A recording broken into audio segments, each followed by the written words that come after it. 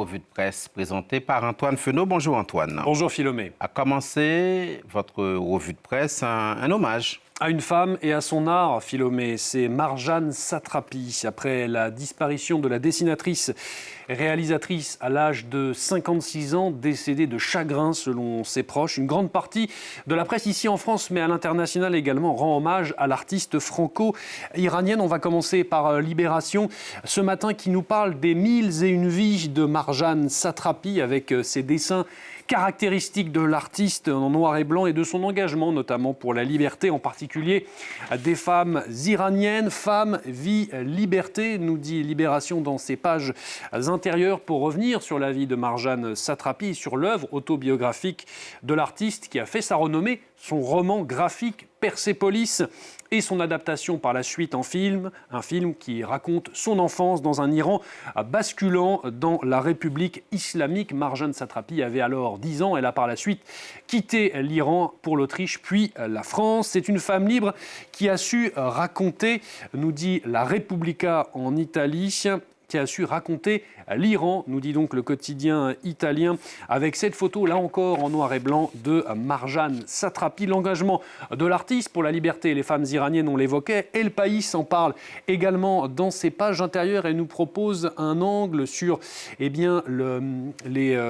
l'œuvre de Marjane Satrapi, sur notamment le voile et surtout son instrumentalisation par le régime des mollahs, un outil utilisé comme oppression d'un régime totalitaire imposé aux jeunes femmes, nous rappelle El País qui relaie le travail de Marjane Satrapi que vous voyez juste ici. Derrière, analyse le quotidien espagnol, une paranoïa du régime des mollahs teintée de sexualisation des plus jeunes filles notamment, et dénoncée donc par Marjane Satrapi. Engagement dans son œuvre, on vient de le voir, et aussi dans son style de dessin qui va marquer une école. Ça, c'est ce que nous dit le Parisien ce matin, celle qui a révolutionné la bande dessinée, des dessins en noir et blanc, je vous le disais, et des histoires fortes de déracinement.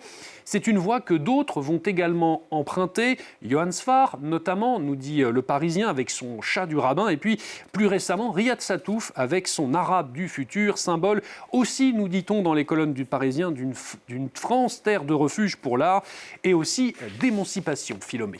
Voilà pour les hommages à Marjane Satrapi. Dans votre revue de presse également, Antoine Fenaud, l'ouverture d'un musée. Oui, Philomé, on parle souvent de l'ego démesuré de Donald Trump, mais on oublie peut-être aux États-Unis d'autres personnalités. En voici peut-être un exemple. Le 18 juin prochain ouvre à Chicago un musée consacré à Barack Obama. Le New York Times nous parle de ce projet à 850 millions de dollars. C'est le coût du bâtiment à la gloire de la carrière de l'ancien président démocrate. C'est à Chicago qu'il va ouvrir et la date n'a pas été choisie au hasard, je le disais. C'est la veille du jour marquant la fin de l'esclavage aux États-Unis. Un monument décrit comme joyeux, nous dit le New York Times, où l'on peut retrouver une reproduction du bureau ovale, rien que ça, sous l'administration Obama. On y retrouvera également, ça c'est à lire dans le Chicago Sun-Times, vous voyez ici une bibliothèque publique ainsi que des terrains de jeu pour enfants.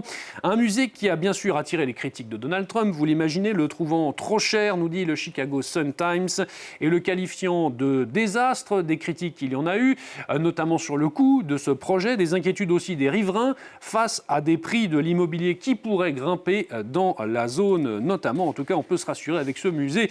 L'ego de Barack Obama, lui, est bien au chaud. On change complètement de sujet.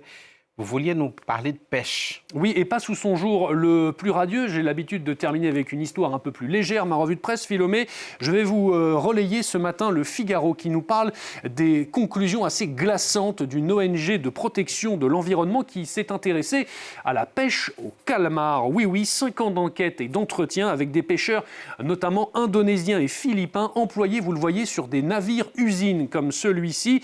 Des navires qui pêchent à la lumière, car les calmars sont attirés par la lumière. Et c'est devenu très rentable cette pêche, nous dit-on, notamment pour ces navires usines chinois, nous dit le Figaro, qui vident les eaux de l'océan Indien de ces céphalopodes avec ces pêches à la lumière qui rapportent des millions de tonnes de ces calmars, des pratiques de destruction environnementale à l'échelle industrielle, nous dit le Figaro, des millions de tonnes pêchées sans quota, mais aussi, et pas que des calmars, des requins dont les ailerons sont coupés, voire des tortues ou des dauphins, des pratiques aussi de de violences contre les équipages, voire de violations pures et simples des droits humains, des coups, insultes, voire même des séquestrations à bord des navires. Certains pêcheurs affirment notamment ne pas avoir pu poser pied à terre pendant près de 2 ans, et ça sans contact direct avec leurs familles. Des décès aussi à bord, évitables, provoqués par des pathologies facilement curables, mais ignorées pour maintenir la pêche. Le Figaro qui nous rappelle que des solutions existent, notamment à l'image de ce qui a été fait pour la pêche au thon, mettre en place des quotas et aussi exiger de la traçabilité, en particulier en Europe, qui pourrait avoir un rôle d'exemple. L'Europe qui est en effet le premier importateur mondial de calmars, Philomé. Ça fait pas très envie d'en manger. Merci beaucoup, Antoine Fenot, pour cette revue de presse qu'on peut retrouver sur le site france24.com. Merci de continuer.